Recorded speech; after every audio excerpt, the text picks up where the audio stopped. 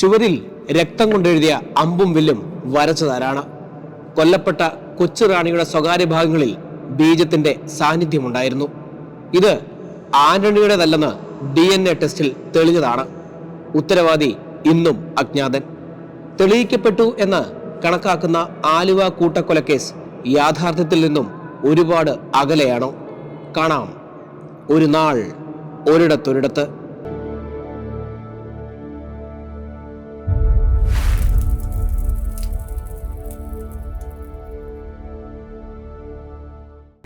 ഒരു കുടുംബത്തിലെ 6 പേരെ അതിദാരുണമായി കൊലപ്പെടുത്തിയ ആലുവ മാഞ്ഞൂരാൻ കൊലക്കേസ് നടന്നിട്ട് ഇന്ന് 24 വർഷമാകുന്നു. പ്രതി ആന്റണിയുടെ വധശിക്ഷ സുപ്രീം കോടതി ജീവപര്യന്തമായി കുറച്ചും കൊടുത്തിരുന്നു. മാഞ്ഞൂരാൻ വീട്ടിൽ അഗസ്റ്റിൻ 47 വയസ്സ്, ഭാര്യ ബേബി 42, മക്കളായ ജെയ്മോൻ 14, ദിവ്യ 12, അഗസ്റ്റിന്റെ മാതാവ് ക്ലാര തൊമ്മി 74, സഹോദരി കൊച്ചുറാണി 42 വയസ്സ് എന്നിവരാണ് അതിക്രൂരമായി കൊല ചെയ്യപ്പെട്ടത്.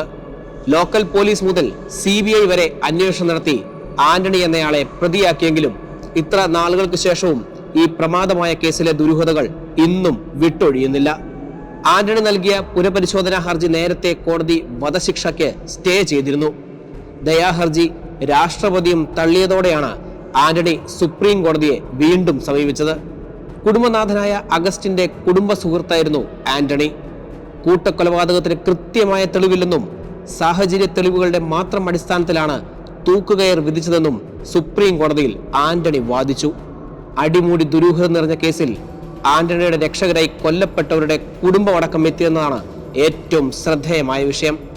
കൊല്ലപ്പെട്ടവരുടെ ബന്ധുക്കളായ MJ Mathai, MV Varghese, MV Raphael എന്നിവരാണ് ആന്റണിക്ക് അനുകൂലമായി സത്യവാങ്മൂലം കോടതിയിൽ സമർപ്പിച്ചത്. ജയിൽ അന്തേവാസികൾ, ക്രിസ്ത്യൻ പുരോഹിതർ, നാട്ടുകാർ എന്നിവരും ആന്റണിയുടെ മനമാറ്റം കോടതിയെ അറിയിച്ചു. ആന്റണി ജീവിതത്തിലേക്കുള്ള തിരിച്ചുവരവിന്റെ പാതയിലാണെന്നാണ് ഇവരുടെയൊക്കെ പക്ഷം. പ്രതിയുടെ മാനസാന്തരത്തിനുള്ള സാധ്യത കോടതിയും കണക്കിലെടുത്തിരിക്കുകയാണ്. നഗരമധ്യത്തിലെ മാഞ്ഞൂരാൻ വീട്ടിലായിരുന്നു പാതിരാത്രി ഈ കൊടും ക്രൂരകൃത്യം അരങ്ങേറിയത്. വ്യാപാരിയായിരുന്ന മാഞ്ഞൂരാൻ അഗസ്റ്റിന് എടുത്തു പറയാൻ ശത്രുക്കൾ ആരും തന്നെ ഉണ്ടായിരുന്നില്ല. എങ്കിലും അഗസ്റ്റിന്റെ കുടുംബത്തെ ഒന്നടങ്കം ഇല്ലാതാക്കിക്കൊണ്ടായിരുന്നു ആ കൊടുംപാതകം പൂർത്തിയാക്കിയത്. കോടികളുടെ ആസ്തികൾ അനുഭവിക്കാൻ ഒരാളെ പോലും ബാക്കി വെക്കാതെ നടത്തിയ ഒരു കൂട്ട കൊലപാതക പരമ്പരയുടെ പൊരുൾ തേടിയ പോലീസും വിധിയെഴുതിയ കോടതികളും ആന്റണി എന്ന ഏക പ്രതിയിൽ ഉറച്ചു നിൽക്കുമ്പോഴും നാട്ടുകാരുടെ അമ്പരപ്പിന് ഇന്നും അവിടെ അറുതി വന്നിട്ടില്ല.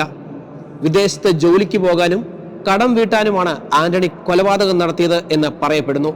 അപ്പോഴും നാടിനെ നടുക്കിയ കൂട്ടക്കൊലക്കേസിലെ ദുരൂഹതകൾ അതേപടി ഇന്നും നിലനിൽക്കുകയാണ്. ചില ചോദ്യങ്ങൾക്ക് ഇന്നും ഉത്തരമായിട്ടില്ല. 1.